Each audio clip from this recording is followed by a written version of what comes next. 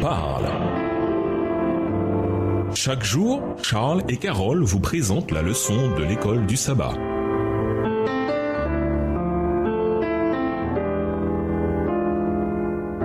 Bienvenue dans votre émission Dieu nous parle. Nous voilà à la leçon numéro 10 allant du 27 février au 4 mars. Paul et la rébellion. Étude de la semaine, Romains 5, les versets 12 à 21, 1 Corinthiens 3, les versets 12 à 17, 1 Corinthiens 12, les versets 14 à 26, Éphésiens 6, les versets 11 à 17 et 1 Corinthiens 15, les versets 12 à 18. Verset à mémoriser. Lorsque le périssable aura revêtu l'impérissable et que le mortel aura revêtu l'immortalité, alors ce sera accompli la parole qui est écrite. La mort a été engloutie dans la victoire. 1 Corinthiens 15, verset 54. Le thème du grand conflit est omniprésent dans les écrits de Paul. Cela ne fait aucun doute. Paul croyait non seulement à la réalité de Satan, mais aussi à la réalité de son œuvre de supercherie et de mort. En de nombreuses occasions, Paul met en garde contre les manœuvres du diable. Éphésiens 6, le verset 11, contre ses puissantes tromperies, 2 Corinthiens 11, le verset 14, et même contre ses pouvoirs surnaturels. 2 Thessaloniciens 2, le verset 9. Mais comme toute personne qui a déjà lu Paul le sait, l'apôtre met toujours l'accent sur le Christ et sur sa victoire finale pour nous. Même si Satan a réussi à vaincre le peuple de l'Alliance au fil des siècles, il a totalement échoué contre Jésus. Et en Jésus, toutes les promesses de l'Alliance se sont accomplies, assurant ainsi le salut pour tous ceux qui les réclament par la foi et dans l'obéissance. Qu'ils soient juifs ou gentils, la fidélité du Christ assure également la disparition ultime de Satan. Hébreux 2, verset 14, et la fin du grand conflit. Cette semaine, nous examinerons plusieurs images et métaphores qu'emploie Paul pour expliquer la réalité de la bataille et la manière dont nous devons vivre en travaillant ensemble au bien de tous, en tant qu'Église et communauté de croyants engagés dans cette lutte cosmique. Et nous vous laissons avec la pensée du jour. Conduits par Dieu, notre chef, nous infligerons une cuisante défaite au dernier ennemi, la mort. Au revoir. Et à demain si Dieu veut. Dieu nous parle. Chaque jour, Charles et Carole vous présentent la leçon de l'école du sabbat.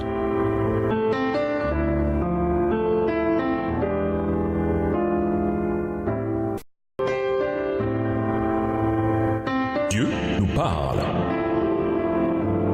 Chaque jour, Charles et Carole vous présentent la leçon de l'école du sabbat.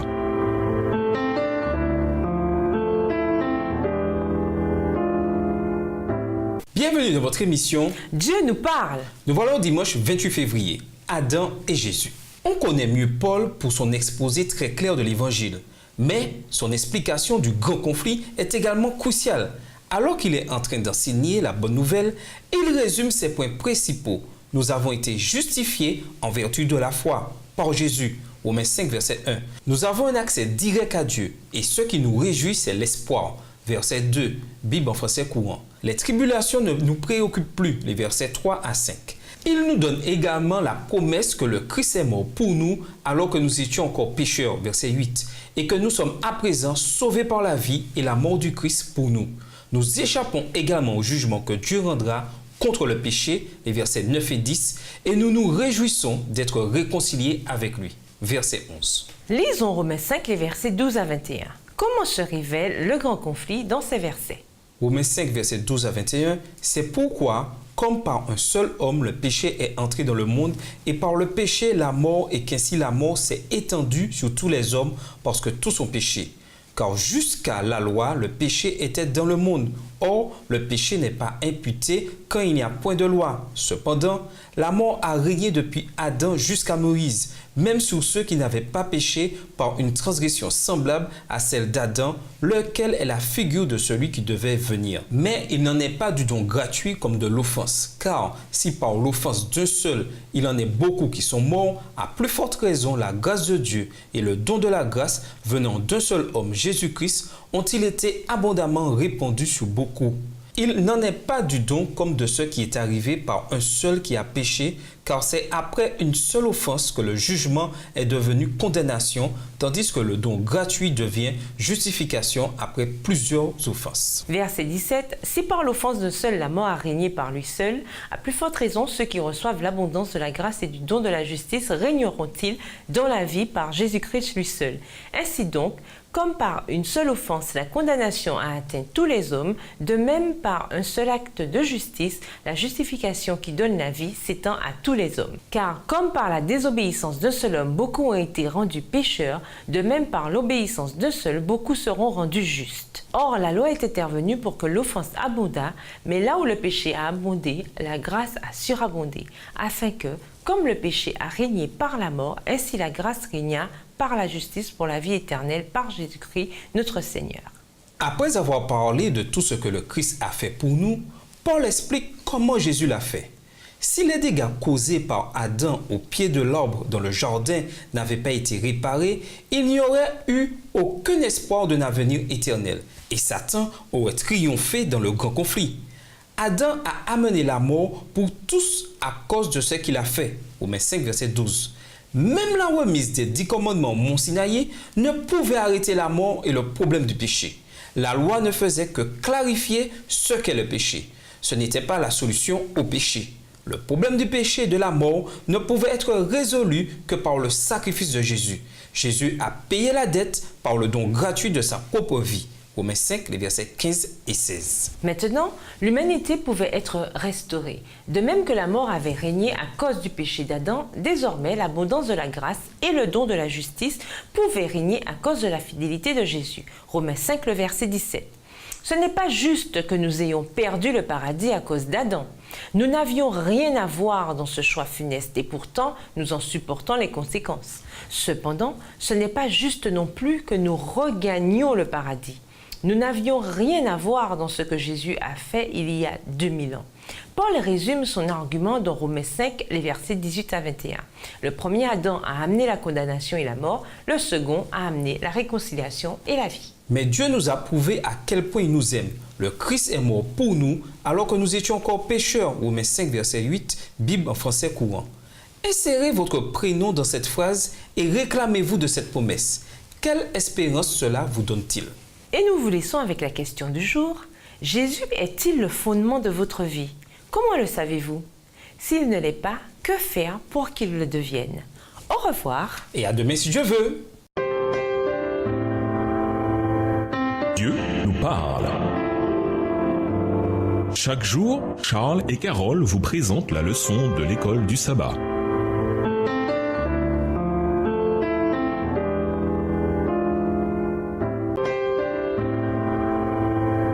Dieu nous parle. Chaque jour, Charles et Carole vous présentent la leçon de l'école du sabbat.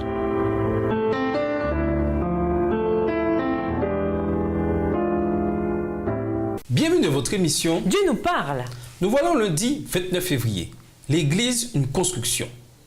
L'Église, si faible et si imparfaite qu'elle soit, est l'unique objet sur la terre de l'extrême considération du Christ. Il n'y a pas de meilleure illustration de cette déclaration d'Ellen G. White que dans la première lettre de Paul aux Corinthiens. Dans 1 Corinthiens 3, Paul compare l'Église à une plantation sur laquelle différentes personnes interviennent. Une personne plante la semence, une autre l'arrose, mais c'est Dieu lui-même qui est responsable de sa croissance et de sa maturité. 1 Corinthiens 3, les versets 4 à 9. Paul poursuit son idée en décrivant à présent l'Église comme un bâtiment. Quelqu'un pose les fondations et ensuite d'autres bâtissent dessus. 1 Corinthiens 3, verset 10. Du fait que la fondation n'est autre que le Christ lui-même, 1 Corinthiens 3, verset 11, alors ceux qui suivent doivent veiller au type de matériaux qu'ils utilisent. Le jugement à venir fera la différence entre les matériaux de construction inférieurs et ceux qui sont convenables.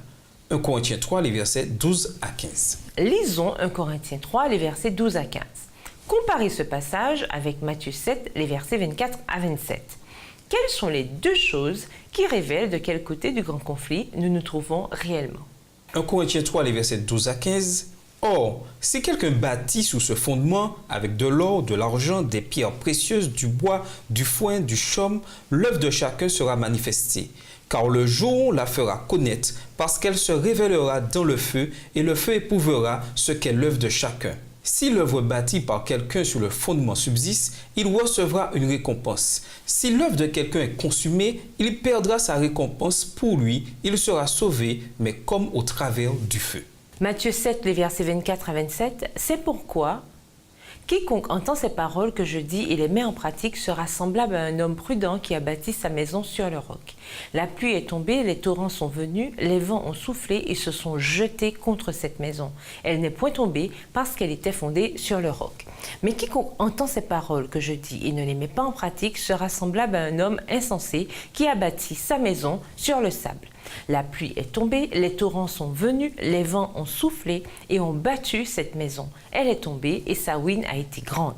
À présent, voyons ce qui suit. Ne savez-vous pas que vous êtes le temple de Dieu et que l'Esprit de Dieu habite en vous? Si quelqu'un détruit le temple de Dieu, Dieu le détruira, car le temple de Dieu est saint et c'est ce que vous êtes. 1 Corinthiens 3, les versets 16 et 17 dans la version Colombe. Il nous faut noter deux choses. D'abord, le contexte parle de l'Église et de la manière dont elle se construit. Le passage ne parle pas essentiellement de santé. Dieu ne détruit pas les gens qui maltraitent leur corps avec de mauvais choix de vie. Ils se détruisent eux-mêmes. Plus loin, dans 1 Corinthiens 6, les versets 15 à 20, Paul parle de nos corps comme étant le temple du Saint-Esprit en lien avec nos choix moraux. Deuxième chose, chaque fois que le mot « vous » est mentionné dans ces deux versets, c'est un pluriel en grec. Ce n'est pas à un individu que Paul s'adresse, mais à un groupe. Donc, si quelqu'un fait quelque chose pour détruire l'Église, il a de sérieux ennuis. Dieu met en garde. Il détruira celui qui tente de détruire l'Église. Comment être sûr que, dans tout ce que nous faisons ou disons, nous bâtissons l'Église au lieu de la démolir? Et nous vous laissons avec cette question de réflexion. Pourquoi est-il essentiel d'avoir une déclaration de mission personnelle concernant notre façon de vivre notre foi? Au revoir. Et à demain si Dieu veut. Dieu nous parle. Chaque jour, Charles et Carole vous présentent la leçon de l'école du sabbat.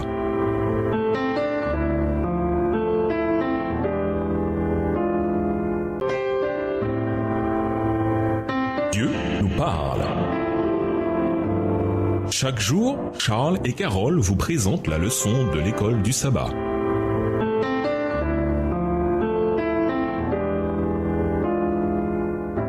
Bienvenue dans votre émission. Dieu nous parle. Nous voilà au mardi 1er mars. L'Église, un corps. Le rôle et les fonctions de l'Église sont clairement énoncés dans 1 Corinthiens 12. L'Église y est comparée à un corps dans lequel le rôle de chacun de ses membres est clairement défini et agit avec les autres dans l'harmonie. 1 Corinthiens 12, le verset 12. Lisons 1 Corinthiens 12, versets 14 à 26. Quel est le message principal de ce passage? 1 Corinthiens 12, versets 14 à 26. Ainsi, le corps n'est pas un seul membre, mais il est formé de plusieurs membres. Si le pied disait « Parce que je ne suis pas une main, je ne suis pas du corps », ne serait-il pas du corps pour cela? Et si l'oreille disait « Parce que je ne suis pas un œil, je ne suis pas du corps », ne serait-elle pas du corps pour cela? Si tout le corps était œil, où serait l'ouïe? S'il était tout ouïe, où serait l'odorat? Maintenant, Dieu a placé chacun des membres dans le corps comme il a voulu. Si tous étaient un seul membre, où serait le corps? Maintenant donc, il y a plusieurs membres et un seul corps. Verset 21. L'œil ne peut pas dire à la main « Je n'ai pas besoin de toi », ni la tête dire aux pieds « Je n'ai pas besoin de vous ». Mais bien plutôt, les membres du corps qui paraissent être les plus faibles sont nécessaires. Et ceux que nous estimons être les moins honorables du corps, nous les entourons d'un plus grand honneur. Ainsi, nos membres les moins honnêtes reçoivent le plus d'honneur, tandis que ceux qui sont honnêtes n'en ont pas besoin. Dieu a disposé leur corps de manière à donner plus d'honneur à ceux qui en manquaient, afin qu'il n'y ait pas de division dans le corps, mais que les membres aient également soin les uns des autres. Et si un membre souffre, tous les membres souffrent avec lui. Si un membre est honoré, tous les membres se réjouissent avec lui. Paul parle d'une manière qui semble ridicule en se demandant ce qui arriverait si un pied ou une oreille déclarait qu'il ne fait pas partie du corps. Paul va plus loin en se demandant ce qui arriverait si tout le corps n'était qu'œil ou oreille. 1 Corinthiens 12, verset 17. Imaginez une gigantesque oreille qui avance vers nous en claquant pour nous dire « Bonjour ». Cela semble ridicule et pourtant cela arrive quand les gens essaient de contrôler l'Église, comme s'ils en étaient les seuls propriétaires.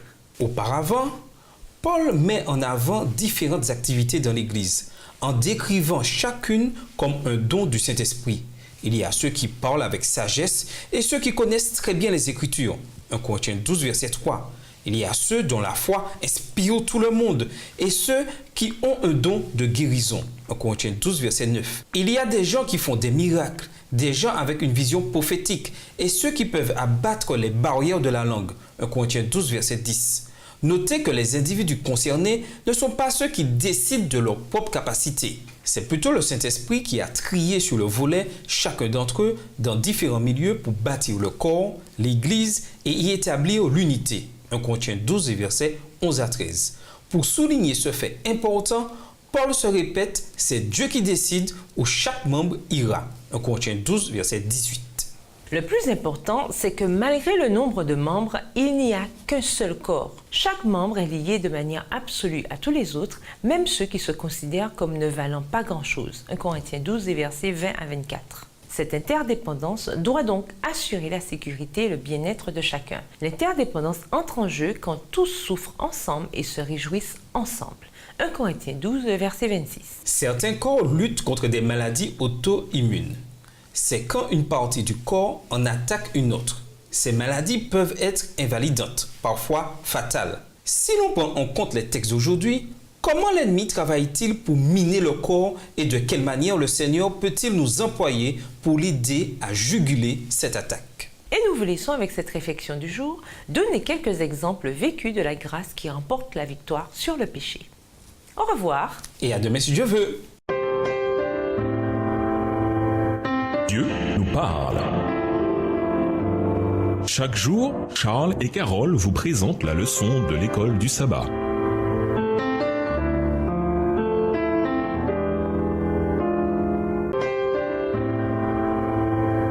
Dieu nous parle. Chaque jour, Charles et Carole vous présentent la leçon de l'école du sabbat.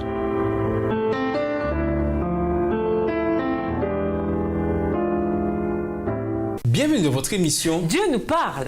Nous voilà au mercredi 2 mars, l'armure de Dieu. La réalité du grand conflit et de cette bataille réelle avec un ennemi réel, Éphésiens 6, verset 11, se révèle dans le champ lexical de la guerre qu'utilise Paul dans Éphésiens 6. Lisons Éphésiens 6, versets 11 à 17. Que nous disent ces versets sur combien la bataille est réelle et personnelle? Éphésiens 6, versets 11 à 17. Revêtez-vous de toutes les armes de Dieu afin de pouvoir tenir ferme contre les ruses du diable. Car nous n'avons pas à lutter contre la chair et le sang, mais contre les dominations, contre les autorités, contre les princes de ce monde de ténèbres, contre les esprits méchants dans les lieux célestes. C'est pourquoi prenez toutes les armes de Dieu, afin de pouvoir résister dans le mauvais jour et tenir ferme après avoir tout surmonté. Tenez donc ferme, ayez à vos reins la vérité pour ceinture, revêtez la cuirasse de la justice. Mettez pour chaussure à vos pieds le zèle que donne l'évangile de paix. Prenez par-dessus tout cela le bouclier de la foi avec lequel vous pourrez éteindre tous les traits enflammés du malin. Prenez aussi le casque du salut et l'épée de l'esprit qui est la parole de Dieu. C'est ce que représentent les différentes parties de l'armure qui comptent et non pas ce qu'elles sont. Remarquez que Paul souligne que nous devons nous vêtir de toutes les armes et non pas seulement de quelques-unes. Ce faisant, nous pourrons rester debout. Éphésiens 6, verset 13, métaphore employée dans la Bible pour décrire l'innocence au moment du jugement, comparée avec Somme 1, le verset 5. Autrement dit, nous serons victorieux. Ce qui raccorde toutes les armes ensemble, c'est la ceinture, métaphore de la vérité, Éphésiens 6, verset 14. Ainsi, la vérité est ce qui garde en place toutes nos défenses spirituelles. Jésus a souvent parlé de la vérité. Jean 1, les versets 14 et 17, Jean 4, verset 24, Jean 8, verset 32, Jean 14, verset 6. Vient ensuite la cuirasse de la justice, Éphésiens 6, verset 14. Justice est un autre terme clé dans le discours de Jésus. Par exemple, Matthieu 5, les versets 6 et 10, Matthieu 6, verset 33. Dans l'Ancien Testament, l'impartialité ou justice devait exalter la justice et assurer que chacun avait un procès équitable. Les chaussures militaires, Éphésiens 6, le verset 15, représentent l'évangile de paix, expression empruntée à Ésaïe 52, le verset 7, et qui évoque des gens parcourant de longues distances pour faire savoir aux captifs que Jérusalem était reconstruite et que Dieu avait restauré la liberté de son peuple. C'est une autre manière de dire que se battre contre le mal, c'est aussi expliquer aux gens que Dieu a déjà remporté la bataille et qu'ils peuvent désormais vivre en paix avec eux-mêmes, avec les autres et avec Dieu. Le bouclier de la foi, Éphésiens 6, verset 16, empêche les flèches enflammées d'atteindre leur cible et de causer des destructions massives. Le casque du salut, Éphésiens 6, verset 17, est comparable à la couronne que Jésus partage avec nous. Apocalypse 1, les versets 6, Apocalypse 2, le verset 10. Et l'épée de l'esprit, la parole de Dieu, est notre seule arme d'autodéfense que nous devons utiliser comme Jésus lorsqu'il fut tenté par le diable. Matthieu 4, les versets 4, 7 et 10. Que nous indique l'intégralité et la complétude de l'armure sur notre dépendance totale envers Dieu au sein du grand conflit? Comment s'assurer que nous ne laissons aucune partie de notre être sans protection? Et nous vous laissons avec cette réflexion. Dans une guerre, personne ne se bat tout seul. De même, le Christ ne désire pas que nous luttions seuls contre l'ennemi. Frères et sœurs, la guerre est féroce, mais comme au guerrier Josué, la victoire nous a été promise. N'aie pas peur d'eux, je vais les livrer en ton pouvoir, aucun d'eux ne pourra te résister. Josué 10, verset 8. Au revoir. Et à demain si Dieu veut. Dieu nous parle. Chaque jour, Charles et Carole vous présentent la leçon de l'école du sabbat.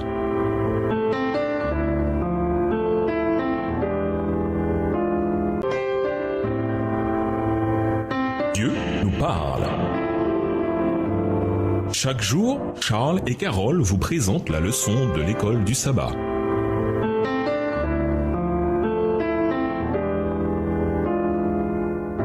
Bienvenue dans votre émission. Dieu nous parle. Nous voilà au jeudi 3 mars, le dernier ennemi. Manifestement, certaines personnes dans l'église de Corinthe étaient troublées par la résurrection. Paul explique avec soin son importance clé dans l'évangile, 1 Corinthiens 15, versets 1 à 4. Il semble qu'il se souciait de croyants décédés, 1 Corinthiens 15, verset 6. Et certains affirmaient que ceux qui étaient morts manqueraient le retour de Jésus, 1 Corinthiens 15, verset 12. C'est une situation similaire à celle de Thessalonique, 1 Thessaloniciens 4, les versets 13 à 17. Lisons 1 Corinthiens 15, versets 12 à 18, qu'implique la dénégation de la résurrection des morts. 1 Corinthiens 15, versets 12 à 18. Or, si l'on prêche que Christ est ressuscité des morts, comment quelques-uns parmi vous disent-ils qu'il n'y a point de résurrection des morts? S'il n'y a point de résurrection des morts, Christ non plus n'est pas ressuscité. Et si Christ n'est pas ressuscité, notre prédication est donc vaine et notre foi aussi est vaine. Il se trouve même que nous sommes de faux témoins à l'égard de Dieu, puisque nous avons témoigné contre Dieu qu'il a ressuscité Christ, tandis qu'il ne l'aurait pas ressuscité, si les morts ne ressuscitent point. Verset 16, car si les morts ne ressuscitent point, Christ non plus n'est pas ressuscité. Et si Christ n'est pas ressuscité, votre foi est vaine, vous êtes encore dans vos péchés. Et par conséquent, aussi ceux qui sont morts en Christ sont perdus. Paul conclut sa discussion en disant: si nous avons mis notre espérance en Christ pour cette vie seulement, nous sommes les plus à plaindre de tous les hommes. 1 Corinthiens 15, verset 19 dans la version Tob. Au contraire, le Christ est bien ressuscité et il est devenu les prémices de ceux qui se sont endormis. 1 Corinthiens 15, le verset 20. Ensuite, Paul compare le Christ à Adam. Comme tous meurent en Adam, de même aussi tous seront rendus vivants dans le Christ. 1 Corinthiens 15, verset 22. Et il précise, quand cette résurrection générale aura lieu, à son avènement, 1 Corinthiens 15, verset 23. Un peu plus loin, dans le chapitre, il poursuit sa comparaison des deux Adams. 1 Corinthiens 15, les versets 45 à 49. Le premier homme a été tiré de la poussière, mais l'homme céleste est venu du ciel. Et ainsi, nous aussi, nous serons semblables à lui. 1 Corinthiens 15, les versets 47 à 49. Le sens de cela est expliqué dans une description de ce qui survient au retour de Jésus. La dernière trompette sonnera et les morts se réveilleront impérissables et nous serons changés. Il faut en effet que le périssable revête l'impérissable et que le mortel revête l'immortalité. 1 Corinthiens 15, les versets 52 et 53. Même si Adam a d'abord été créé pour vivre éternellement, la race humaine s'est vite corrompue au point de ne plus vivre qu'un temps relativement court. Si nous devons hériter la vie éternelle, nous serons faits pour vivre à jamais, et c'est ce que nous recevrons. Lisons 1 Corinthiens 15, les versets 23 à 26. Bien que nous soyons immergés dans le grand conflit aujourd'hui, et bien que la mort et le mal et les forces maléfiques semblent dominer le monde, que nous indiquent ces versets sur la fin du grand conflit? Comment apprendre à voir au-delà des apparences et à nous saisir du sens de ces promesses pour chacun d'entre nous, personnellement? 1 Corinthiens 15, versets 23 à 26. Christ comme prémisse, puis ceux qui appartiennent à Christ lors de son avènement. Ensuite viendra la fin, quand il remettra le royaume à celui qui est Dieu et Père, après avoir détruit toute domination, toute autorité et toute puissance. Car il faut qu'il règne jusqu'à ce qu'il ait mis tous les ennemis sous ses pieds. Le dernier ennemi qui sera détruit, c'est la mort. Et nous vous laissons avec cette réflexion. Nous avons tous des histoires à raconter au sujet de notre propre insurrection et résurrection. Au revoir. Et à demain si Dieu veut. Dieu nous parle. Chaque jour, Charles et Carole vous présentent la leçon de l'école du sabbat.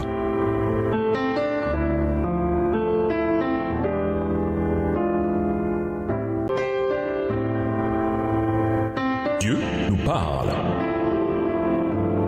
Chaque jour, Charles et Carole vous présentent la leçon de l'école du sabbat.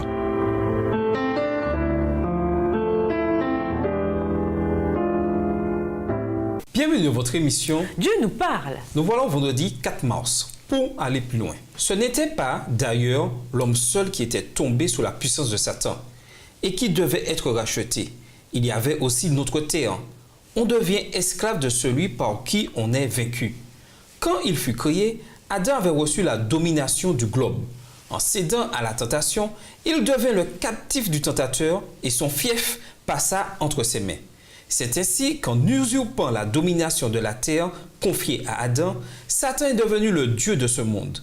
En payant la pénalité du péché, le Sauveur a racheté non seulement l'homme, mais aussi son empire. Tout ce qui a été perdu par le premier Adam sera restauré par le second. Il est si facile pourtant, quand nous regardons autour de nous, d'oublier cette vérité cruciale. Satan est vaincu et il a peu de temps. Apocalypse 12, verset 12. Le mal, la mort et la souffrance règnent en ce monde, même si nous avons la promesse que tout cela sera éradiqué grâce à ce que le Christ a fait. De même, si pour l'instant ce n'est pas clair, cela devrait l'être. Tout cela ne sera pas éradiqué grâce à quelque chose que nous, humains, faisons, sauf si nous détruisions complètement la terre et toute la vie qui s'y trouve, ce que nous finirions d'ailleurs peut-être par faire si nous en avions le temps et si Dieu ne nous retenait pas. Seule l'intervention surnaturelle de Dieu entraînera les changements promis. Nous ne pouvons certainement pas nous occuper des problèmes nous-mêmes. À méditer, affaiblie et imparfaite, elle a besoin d'être reprise, avertie, conseillée.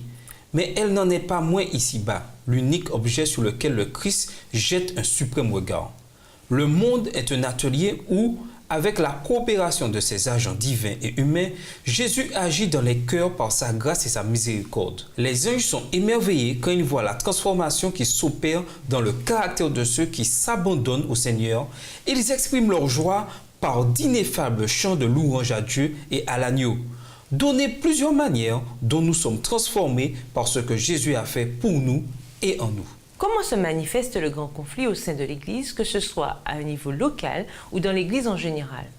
Quelles sont les questions qui nous divisent, nous affaiblissent, nous empêchent d'accomplir ce à quoi nous avons été appelés? Comment amener la guérison et l'unité quand les gens sont en désaccord sur ce que nous considérons comme des questions cruciales? Pour conclure, l'apôtre Paul présente différentes métaphores pour décrire les différents aspects de la vie chrétienne. Toutes ces métaphores sont construites sous le fondement de la victoire du Christ en notre faveur. Par Jésus, nous sommes sauvés du péché et des conséquences de la rébellion d'Adam. Étant rachetés, nous pouvons travailler ensemble en tant que corps du Christ. Jésus nous fournit une armure spirituelle. Sa résurrection nous garantit la victoire sur la mort. Il nous invite d'abord à assimiler les bienfaits de la rédemption et à en faire l'expérience, puis à partager la bonne nouvelle de sa mission rédemptrice. Au revoir. Et à demain si je veux. Dieu nous parle. Chaque jour, Charles et Carole vous présentent la leçon de l'école du sabbat.